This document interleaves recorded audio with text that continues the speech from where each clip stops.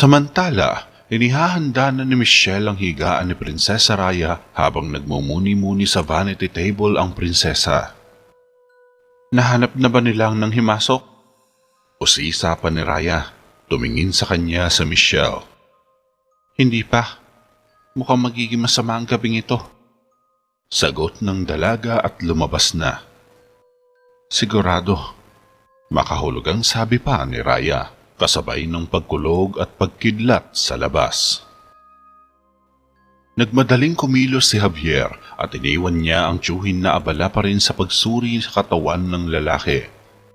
Tumakbo siya ng mabilis sa Phoenix Corridor para pigilan si Raya sa binabalak nito. Mabilis na nakarating si Javier sa labas ng silid ni Prinsesa Raya. Pumasok siya bigla sa kwarto.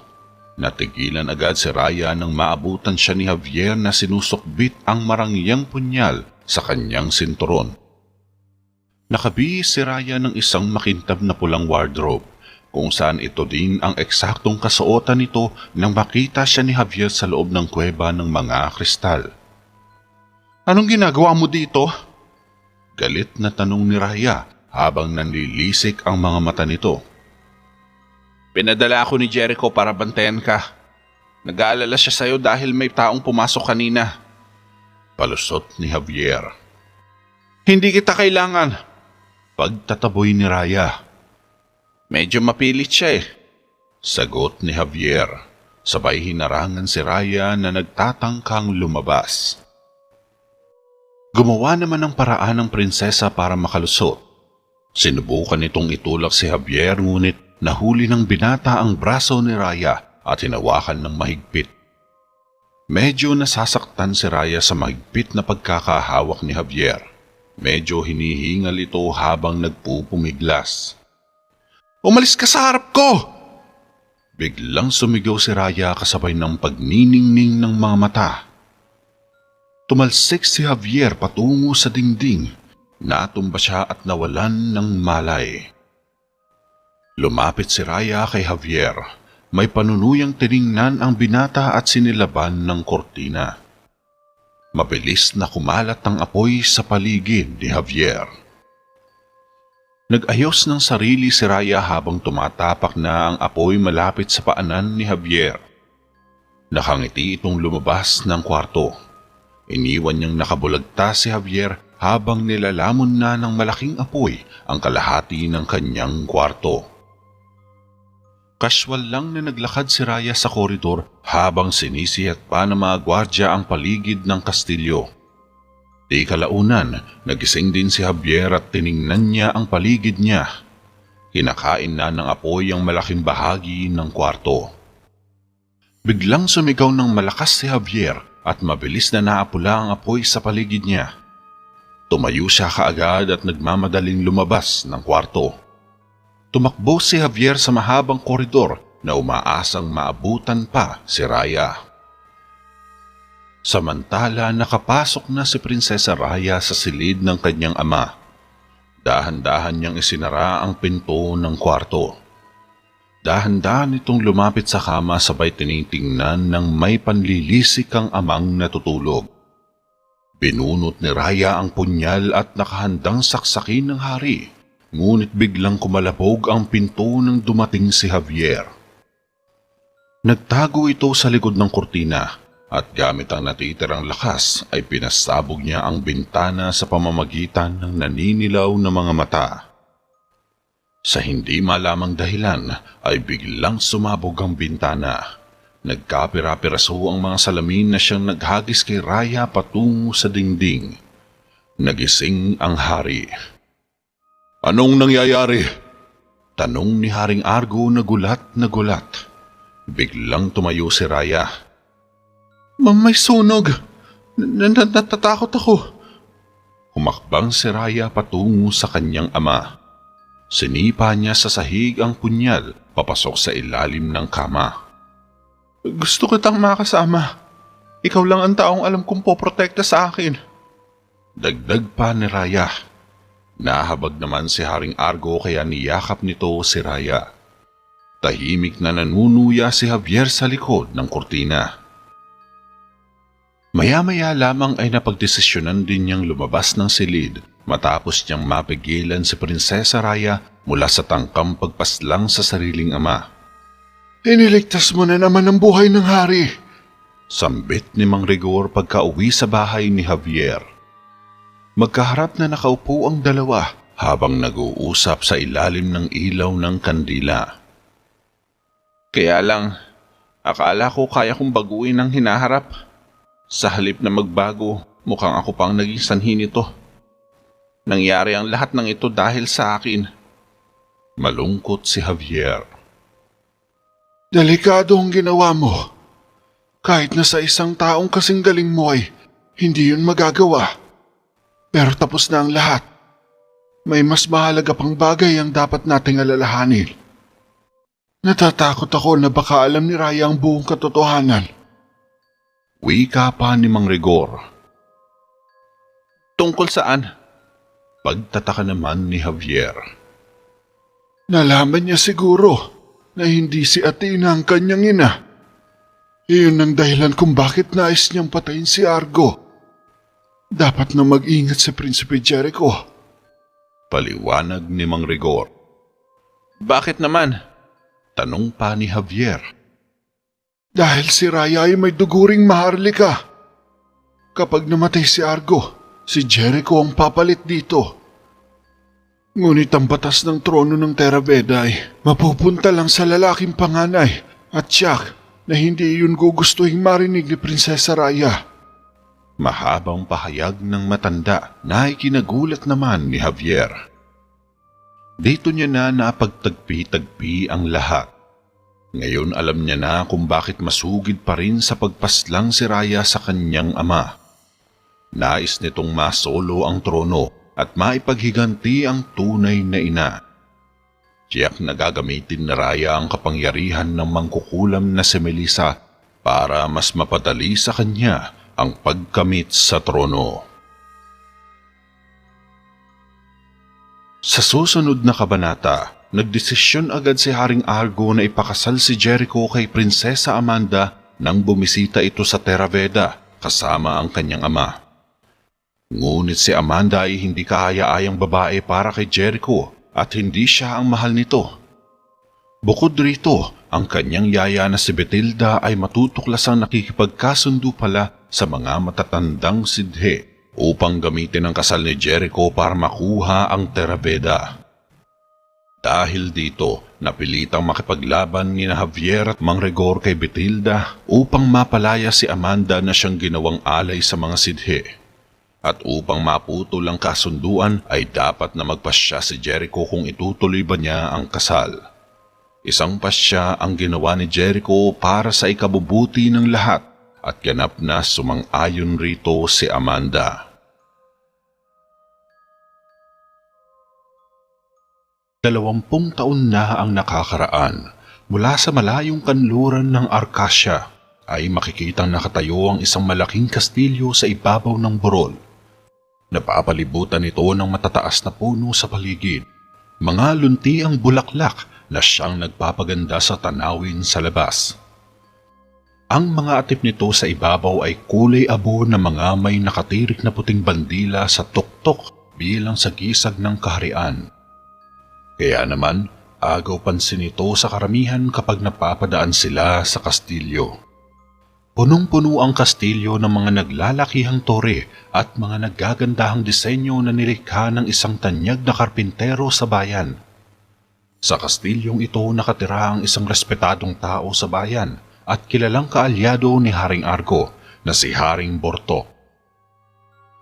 Umiihip ang malakas na hangin sa paligid na parabang dinuduyan ang mga puno sa palibot ng kastilyo. Nagtuloy-tuloy sa pagbayo ang malamig na hangin. Umakyat ito sa area hanggang sa makarating mula sa isang nakabukas na bintana sa itaas ng tore. Pumasok ito sa loob kung saan ang isang sanggol ay natutulog ng mapayapa sa isang duyang gawa sa puno ng nara. Ngunit ang nakapagtataka, kasabay ng pagpasok ng hangin, ay isa ding bolang liwanag ang biglang lumitaw at nilapitan nito ang natutulog na sanggol. Saglit itong huminto sa may bintana Pinagmamasdang mabuti ng bola ng liwanag ang sanggol. Ilang sandali pa, sa di may paliwanag na dahilan, ay biglang kumulimlim sa loob ng silid ng bata. Nawala ang hangin sa paligid at makikitang nakalutang na sa ere ang isang nilalang na kilala sa tawag na Sidhe. Ito ang mga diwatang naninirahan sa ilalim ng lawa ng Avalon. Pero kakaiba ang kanyang itsura. Hindi siya katulad ng isang tipikal na diwata na biniyayaan ng angking ganda. Ang mga Sidhe ay nagtataglay ng mabalasik na muka, di maipintang katawan at nakakagimbal na lakas na isa sa mga kinatatakutan sa kanila. Kaya hindi maaaring kumpara ang uri nila sa mga karaniwang elemento at mga laman lupa. May mahaba silang mga kuko na kasing talas ng kutsilyo, mga nakakabit na sungay sa noo at mga mahabang tainga. Ang kanilang mga pakpak sa likod ang kanilang pinaguhugutan ng kapangyarihan, kaya nagtataglay sila ng pambihirang bilis sa paglipad at pagsisid sa tubig. Gayunpaman, ang masama pa nito ay isang matandang Sidhe ang dumalaw sa bata na kilalang makapangyarihan sa lahat ng mga Sidhe. Tinutok niya ang isang daliri sa sanggol sabay umuusal ng di maipaliwanag na orasyon. Makalipas ng ilang segundo, biglang kuminang ng kulay bughaw ang mukha ng bata na kasing linaw ng tubig. Ngunit bumalik din sa normal ang kulay nito nang magising ito pagkatapos ay nagsimulang umiyak. Umalis kaagad ang Sidhe matapos niyang mabigyan ng sumpa ang sanggol. Makalipas ang 20 taon, makikitang malaki na ang sanggol na iniwan ng Sidhe sa duyan. Dalagang dalaga na ito sa kasalukuyan.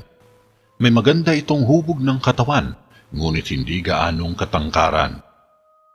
Nakalugay ang malablond nitong buhok at biniyayaan ng malalabanos na kutis sa balat. Gayunpaman, kabaliktaran naman ito sa mga babaeng nagdadalaga na.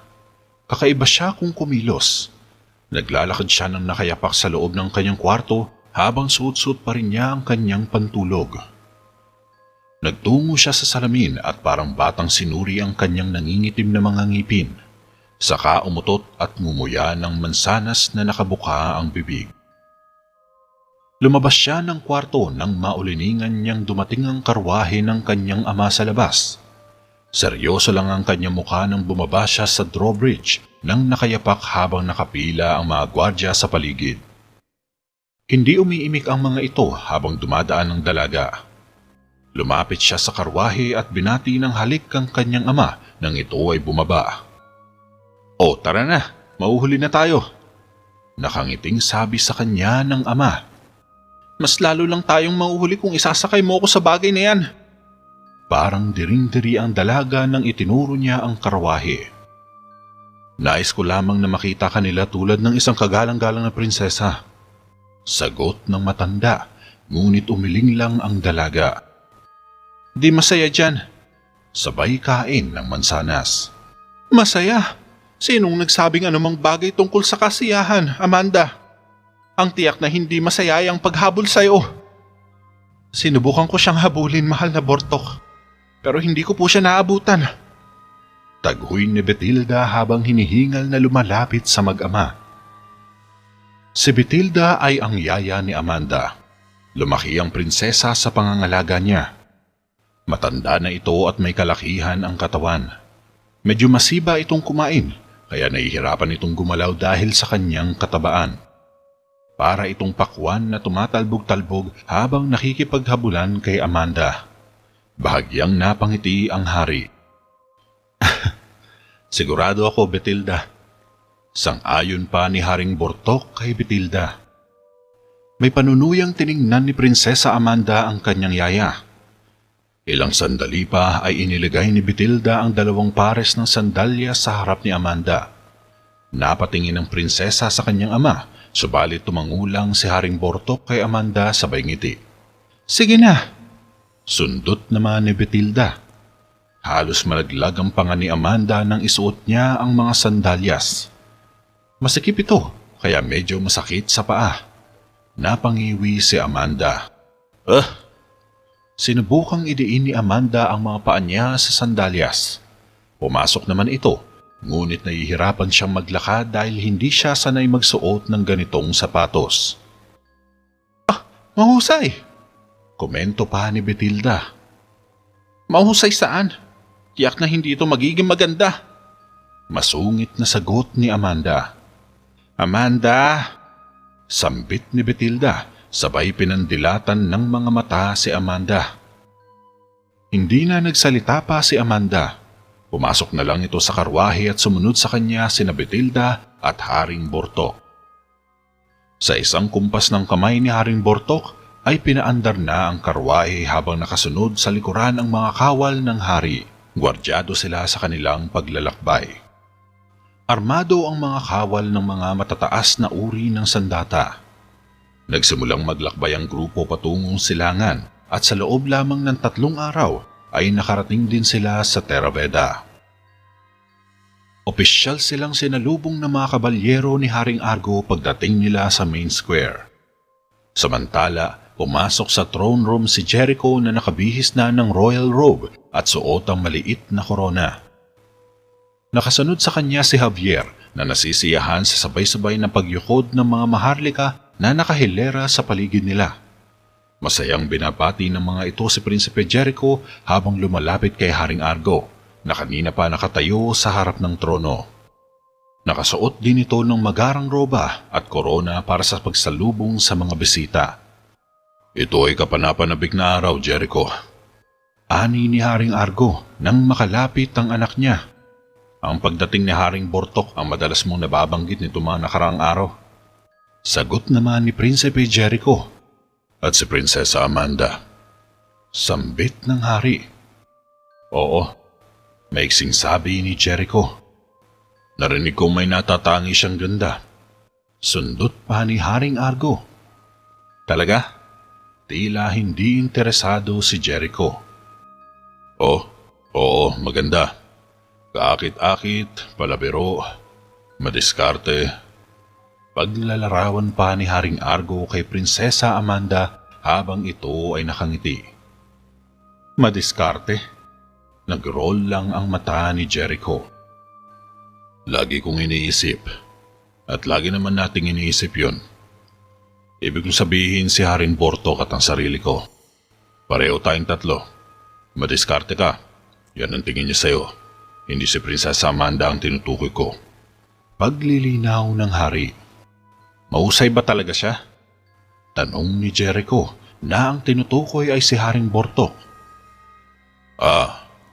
Oo naman. Tugon ni Haring Argo. At yung anak niya, maganda talaga? Usisa pa ni Jericho.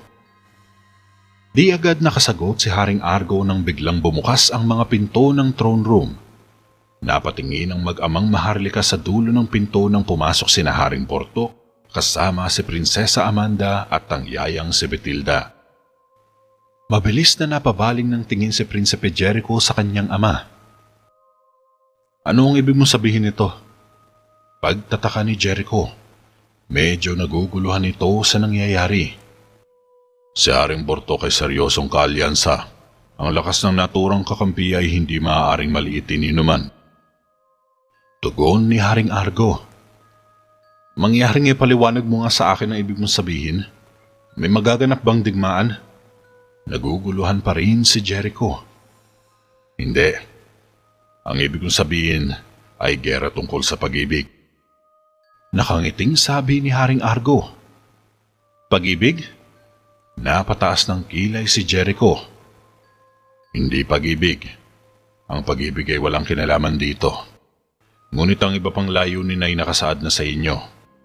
Alam mo na, isang permanenteng unyon. Paliwanag ni Haring Argo na ikinagulat agad ni Prinsipe Jericho. Kasal? Pabulong na sabi ng prinsipe. Alam ko maiintindihan mo din ako, anak. Bortok! Lumapit si Haring Argo kay Bortok at mahigpit na nagyakapan ang dalawang hari. Nako, sobrang tagal na. Kumalas si Bortok. Prinsesa Amanda, malugod kang tinatanggap sa Terraveda. Nakangiting bati ni Haring Argo kay Prinsesa Amanda. Ngumiti si Amanda at naglakad palapit kay Haring Argo. Pero biglang tumabingi ang mga sandals nito kaya mabilis na sumubsob sa sahig ang kanyang muka. Tumaas lang ang kilay ni Prinsipe Jericho sa nangyari at sabay silang napayuko ni Javier sa sahig. Ilang oras ang nakalipas, naglalakad sina Jericho at Michelle sa bandang corridors habang nakasunod sa kanila si Javier na may dalang mabibigat na mga bagahe. Pinasan niya lahat ng mga ito sa likod upang hindi na siya magpabalik-balik sa gitna ng main square kung saan nakatambak ang mga gamit ni Prinsesa Amanda. Naiinis itong nakatingin kay Jericho. Ihatid mo sila sa pinakamarangyang silid. Maliwanag ba, Javier? Utos ni Jericho. Nakaayos na ang lahat. Di pwedeng hindi mapabilib si Prinsesa Amanda kay Javier. Sabat naman ni Michelle na nakangiti. At Javier, buti sana kung bago mo maipasok ang mga baga. Dumaan si Javier at inis na sinagasaan si Jericho. Napailing na lang si Prinsipe Jericho dahil parang initsa siya sa gilid. Ano ba, Jericho? Utos ka naman ng utos diyan. Problemado ka ba? Wika naman ni Michelle. Nako, may nakakagulat na balita sa akin ng tatay ko . Inaasahan niyang papakasalan ko sa Prinsesa Amanda. Pagtatapat ni Jericho na ikinagulat naman ng dalaga. Medyo nalungkot si Michelle. Parang nanghina siya. Matagal bago ito nakapagsalita. Ikakasal ka na? Tila may panghihinayang sa boses ni Michelle. Oh, huwag ka mag-alala. Hindi naman ako papayag dun. Paninigurado naman ni Jericho. Hindi ako nag-aalala. Masungit na sabi ni Michelle. Hindi ito makatingin kay Jericho. Hindi, talaga? Saka hindi rin naman ako nag-aalala. Saad ni Jericho. Nahihiya siyang umiwas ng tingin sa dalaga. Hindi sumagot si Michelle. Basta na lang siyang tinalikuran ni Jericho sa Phoenix Corridor. Napakibit balikat na lang si Jericho sa tinura ni Michelle at nagtungo na rin siya sa kwarto. 6:00 ng gabi nang matapos magapunan si Prinsipe Jericho. Naghahanda na siya upang matulog habang kinukuha naman ni Javier ang mga labahan niya sa ilalim ng kama. Umakyat sa kama si Jericho at tinakluban ng mga kumot ang katawan. Napasindig siya sa headboard. Kakaiba, di ba? Parang naiiba si Amanda kay Haring Burtok. Wika ni Jericho. Siguro, marahil ay nagmana lang siya sa kanyang ina. Teorya naman ni Javier. Hindi ko siya nakilala. Namatay siya nung ipinanganak si Amanda. Kwento ni Jericho. Hindi siguro naging madali yun para sa kanya. Pero kung tutuusin, mas naiiba ka pa sa kanya kaysa sa iyong iniisip. Masamang hininga halimbawa. Sambit ni Javier habang papalabas na ito ng silid. Anong sabi mo? Galit na tanong ni Jericho. Nakakakilabot na ugali. Masyadong matakaw. Dagdag pa ni Javier. Abat sandali lang. Masyado ka na yata maraming sinasabi . Napipikon na si Jericho. Pero nakangiti lang sa kanya si Javier. Mahusay sa pakikipagkapwa pala. Hindi. Tama ka. Wala kang katulad. Ani ni Javier. Kinagisan nito ni Jericho ng unan sa inis. Nagdak si Javier at dumapo ang unan sa paanan ni Haring Argo nang ito ay makapasok sa kwarto. Iwan mo muna kami. Utos ng hari. Tumango naman si Javier. Dinampot ang unan at umalis. Gusto ko tang makausap tungkol kay Amanda. Napagtanto ko na ito ay isang masela na sitwasyon. Panimula ni Haring Argo. Bumaba sa kama si Jericho at umupo siya sa gilid. Walang delikado tungkol dito. Sagot ni Prinsipe Jericho. Lumapit si Haring Argo. Si Haring Burtok, tulad ng alam mo ay hindi lamang isang napakabuting kaibigan. Isa siyang matagal na kaalyado ng Terra Veda. Seryosong sambit ni Haring Argo. Wala akong laban kay Haring Burtok. Wala akong laban kay Amanda. Maliban sa kasal. Lintaya ni Prinsipe Jericho. Kapag pinag-uusapan natin ang iyong kinabukasan, Jericho, hindi lang kaligayahan mong pinag-uusapan, kundi ang kaligtasan ng mga mamamayan at seguridad ng kaharian ng Terraveda. Balang araw ay mag-aasawa ka. Ngunit higit sa lahat, balang araw ay magiging hari ka. Pasigaw na sabi ni Haring Argo. Pero wala akong nararamdaman sa kanya. Sagot naman ni Jericho. Kung gayon ay hinihikayat kitang maghanap ng dahilan para magustuhan siya. Sabay alis ni Haring Argo. Naiwang malungkot at mabigat ang loob ni Prinsipe Jericho. Gusto niyang sundin ang tinitibok ng puso niya, ngunit wala naman siyang kontrol sa lahat. Wala siyang magawa. Lahat na lang ay nakabase sa mga desisyon ng kanyang ama. Bawat galaw niya ay limitado. Bawat salitain niya ay nabibilang. Sawang-sawa na siya sa ganitong buhay. Gusto niyang maging malaya, maging bukas sa iba. Gawin ang lahat ng bagay nang walang nagdidikta kung ano ang dapat niyang gawin at hindi nararapat. Naiinis siya sa ganito. Parang nakatali ang mga paa niya sa ilalim ng anino ng kanyang ama. Wala siyang magawa kundi tumangulang, sumang-ayon at sundin ng lahat ng kagustuhan ng ama. Minsan ay naiisip rin niyang sumuko pero hindi niya ito magawa dahil kay Michelle. Sa maraming taon nilang ugnayan sa isa't isa ay hindi na iwasang mabuo ang isang malalim na samahan. Para kay Jericho ay si Michelle lang ang nagbibigay rason sa kanya para tumuloy sa agos ng buhay o ganapin ang tungkulin kahit parang gusto niya nang isuko ang lahat. Ibang-iba ang tama niya kay Michelle. Yung tipong si Michelle lang ang nagiging inspirasyon niya sa pang-araw-araw. Nangihinang bumalik si Jericho sa kama. Ipinatong ang kanyang braso sa noo.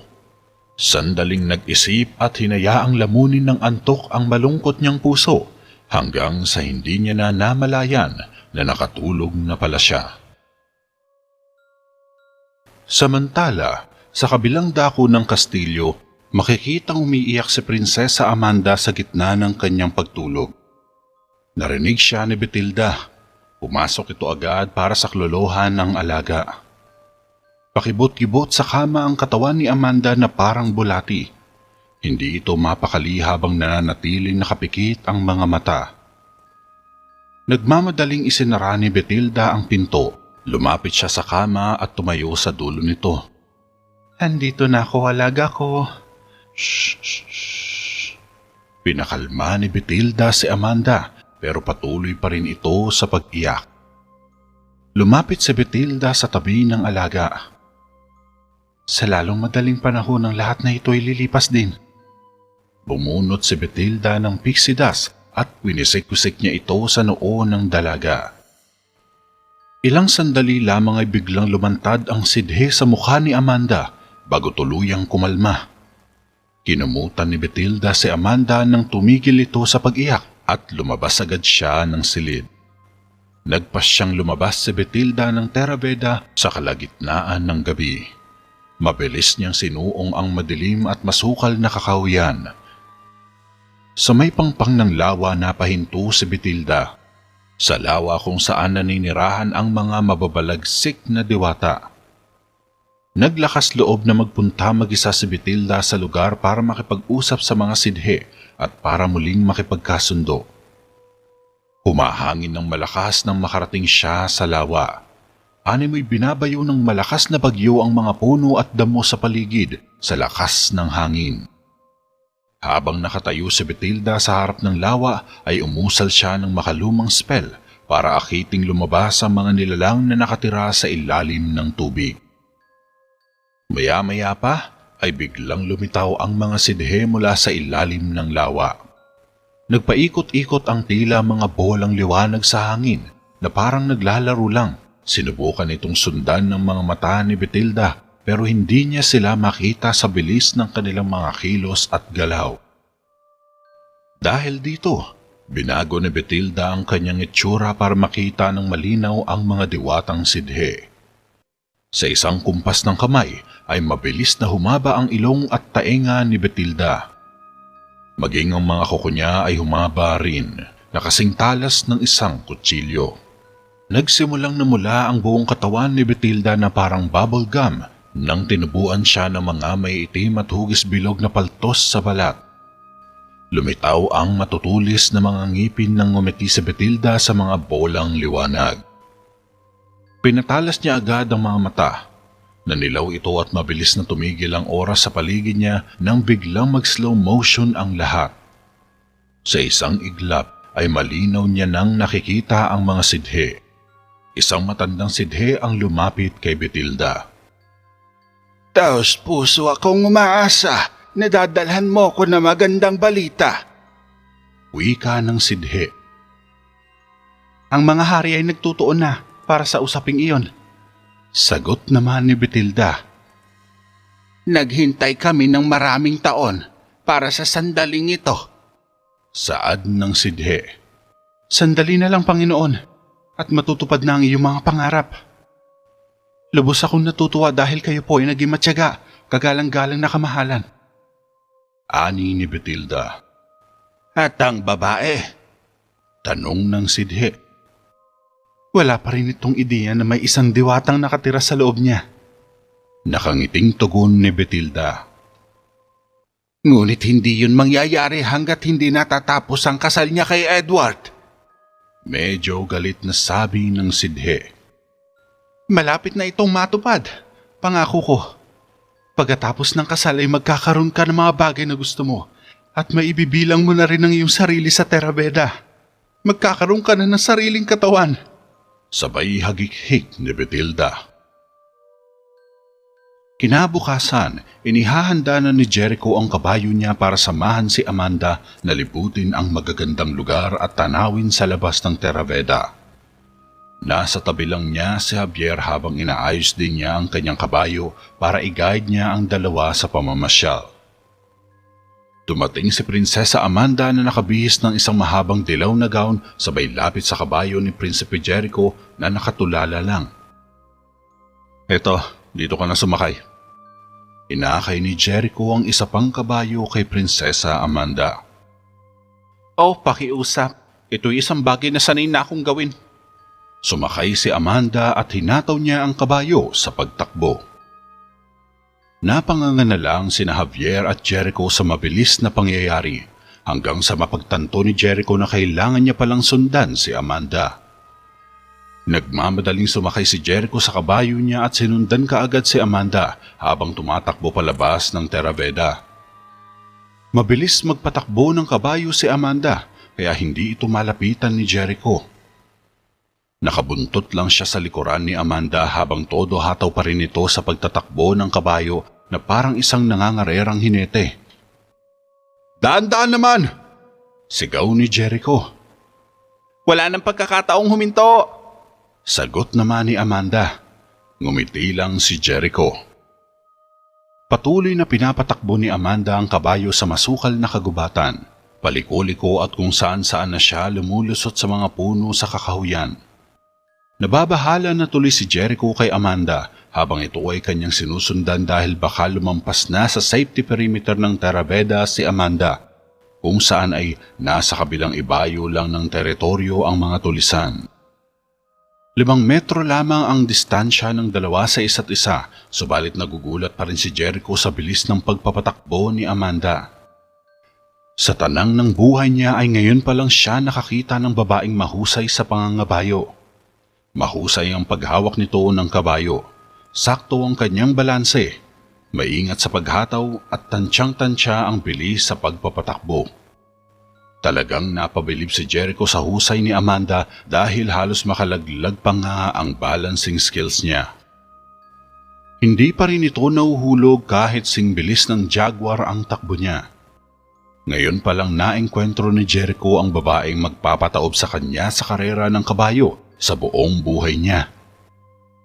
Maya-maya pa ay huminto si Jericho at bumaba sa kabayo kung saan bumaba si Amanda sa tabi ng isang batis. Kaanga-hanga, aminin ko. Hindi ako madaling mapabilib ng isang tao pero ikaw, nakakagulat ka talaga. Paghanga ni Jericho kay Prinsesa Amanda. Oh, pues, ganun din ako. pero hindi ako humahanga sa'yo. Biro pa ni Prinsesa Amanda. Humirit, umagikhik at hinampas si Jericho sa braso. Nagulat si Jericho sa ginawa ng dalaga. Feeling close ito, kaya nagkaroon ng awkward silence ang dalawa. Pero di kalaunan, binasag din ni Amanda ang katahimikan nila. Simula bata pa lang ako nakasakay na ako sa kabayo. Hindi ko ito magagawa hanggat gusto ko. Ang mga prinsesa ay hindi ganun umasta. Ngunit natutunan ko ang lahat ng ito sa aking ina. Isa siyang mahusay na mga ngabayo, sabi ng aking ama. Pero hindi ko siya nakilala. Pahayag ni Amanda. Natigilan agad si Jericho. Hindi ko rin nakilala ang aking ina. Madalas iniisip ko kung ako ba ay katulad niya. Sana hindi ko na lang naging katulad ng aking ama. Kwento pa ni Jericho. Suminghot ng sipon si Amanda. Ay, ayaw mo nun. Wika ng prinsesa at medyo natahimik si Jericho. Napansin nito ni Amanda. Ibig kong sabihin, hindi sa masamang paraan. Paglilinaw pa ni Amanda. Awkward na napatawa si Prinsipe Jericho. Ang totoong dahilan kung bakit tayo nandito ay para ibigay ang mga rosas na ito. Nilabas ni Jericho ang isang bugkos at inabot kay Amanda. Medyo kinilig si Amanda dito. Salamat. Napakaganda nito.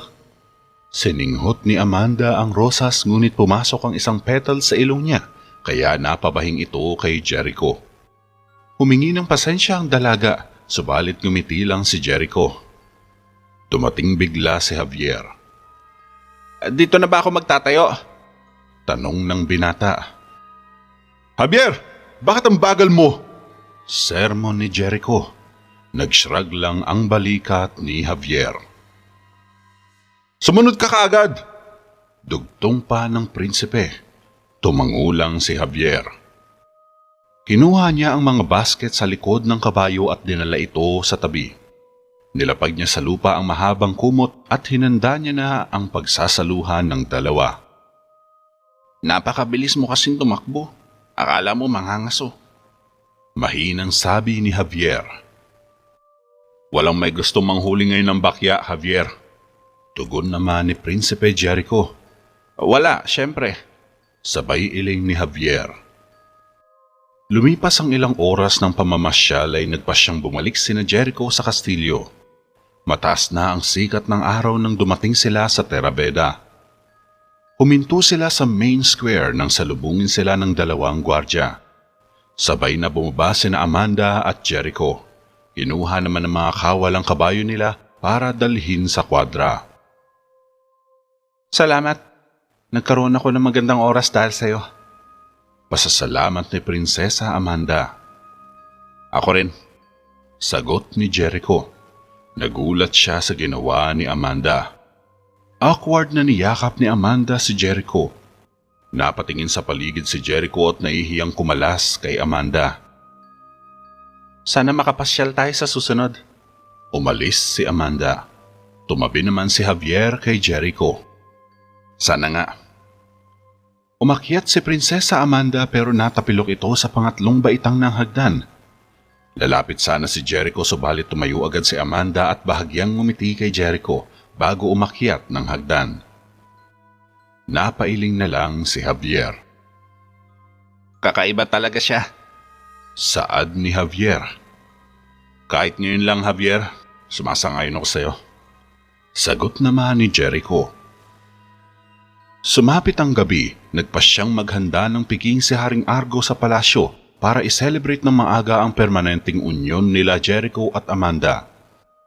Nagkaroon ng malaking salo-salo sa loob ng banquet hall ng kastilyo at maraming mahalagang tao ang dumalo sa okasyon.